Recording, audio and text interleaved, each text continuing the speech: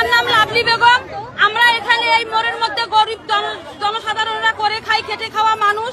তো ওরা প্রত্যেকদিন আসে, আসিয়া হচ্ছে শান্ত, তারপরে হচ্ছে পিয়াল, রাকিব, ইমন, এরকম অনেকগুলো লোক, সবার তো নাম মুখস্থ রাখা যায় না, এরকম একটা গ্রুপ এসে চা পান সিগারেট খায়, পয়সা দেয় না, আমরা কিছু বলি না যে না হোক, এলাকার ছেলে পেলে কোনো সমস্যা নাই।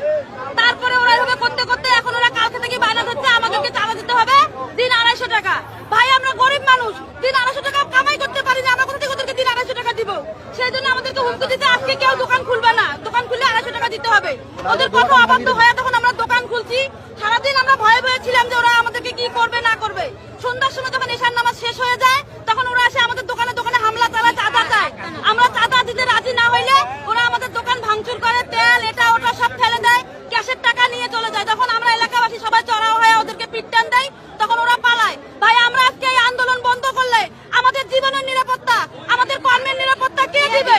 আমাদেরকে হুমকি দেয়, যদি আমরা কিছু বলি, কাউকে কিছু জানাই, তাহলে আমাদের বাড়িঘর ভাঙচুর করবে। আমাদের উপরে ওরা বলে আমরা ছাত্র দল, ওরা বলে আমরা বিএনপি দল। এটা শুরু হয়েছে ছাত্র আন্দোলনের পর থেকে। তার আমরা চাই দেশ যখন আমরা স্বাধীন করলাম, আমার ছেলেও গন্ডগোলে গেছিল, আমার ছেলের পা ভেঙে গেছিল, আমি প্লাস্টার করে পুলিশের ভয়ে পরের দিন সেই প্লাস্টার খুলে ফেলছি। পুলিশ থেকে আমার ছেলেকে ধরে নিয়ে যায় যে আমার ছেলে আন্দোলনে গেছিল। তার ফল কি আজকে আমরা এটা ভোগ করতেছি যে রাজাকাররা হাইজাকাররা এসে আমাদের দোকান থেকে ক্যাশ তুলে নিয়ে যাচ্ছে? তাহলে আমরা কার দুয়ারে যাব, কার কাছে যাব? আমরা ছাত্র আন্দোলনের কাছে, আমরা সরকারের কাছে, এবং বিএনপি যে সরকার এখন আমাদেরকে আশ্রয় দিতে চাচ্ছে তাদের কাছে আমাদের জীবনের নিরাপত্তা, কর্মের নিরাপত্তা চাই। আমরা শুধু একটু বাঁচতে চাই সবার কাছে, আর কিচ্ছু চাই না ভাই। আমার নাম লাভলি, আমার এখানে পানের দোকান, চায়ের দোকান, আমি শুধু এদের বিচার চাই। কতগুলো দোকান আছে সব মিলে? প্রায় 25-30টা দোকান আছে। যখন বিকেলে দোকান লাগাতে আসি আমাকে বার্তা দেয়, আমাকে বলছে চাঁদা দিলে দোকান করতে হবে, না আমি চাঁদা দিব না, আমি দোকান করবো এখানে। এরা রাস্তা জনগণের, কোনো চাঁদা বাজার না, আমি তর্ক করছি, আমাকে খবরদার কোনো দোকান লাগাবি না। তারপর আমি লাগাই নেই, মাগরিব পর্যন্ত অপেক্ষা করছি। করার পরে আমাকে বলি যে 250 টাকা করে দিতে হবে। আমি কিছু কোনো টাকা দিব না, আমি টাকা ছাড়া আমি ব্যবসা করবো এখানে। বাকি কেন তুই ব্যবসা করবি? আমি এলাকার ছেলে, আমাকে দিতেই হবে টাকা। আমি বলছি না তুমি এলাকার ছেলে, আমি তো এলাকার মেয়ে, আমি এলাকার মেয়ে, এলাকার বউ, আমি তার বাইরের না।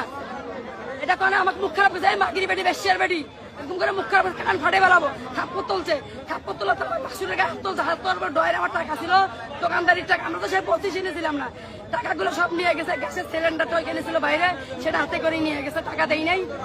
সিলিন্ডারটা নিয়ে গেছে, 3 ছিল পানি ঢালিয়ে দিছে। আমার থাপ্পড় দিতে চাইছে, আমার গায়ে কেন থাপ্পড় দিবি? তেলে পানি ঢালিয়ে গড়টাই দিছে, গড়টাই আমি সরে গেছে, তেলগুলো সব পরে গেছে, পরে যাওয়াতে আমার গায়ে মারছে। শান্ত, পিয়াল, লিমন, সনি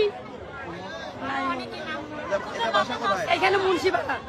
এরা ভাই প্রতিটা মানুষকে এরকম করে ডাপড় দিয়ে প্রতিটা দোকানে 80-10 টাকা 20 টাকা খায়, ওটা কোনো ব্যাপার না। কিন্তু একটা দোকানে কয় টাকা লাভ হয়, কয় টাকা ইনকাম হয়? এখন আমরা আমাদের জানের নিরাপত্তা চাচ্ছি, আমরা সুস্থ বিচার চাচ্ছি, আমরা এরকম সন্ত্রাস চাই না। ঠিক আছে, আজকে চাঁদাবাজার কয় টাকা আমার ক্ষতিপূরণ হয়েছে, পুরো ক্ষতিপূরণ আমাকে দিতে হবে। ঠিক আছে, দোকান ভাঙচুর হয়েছে।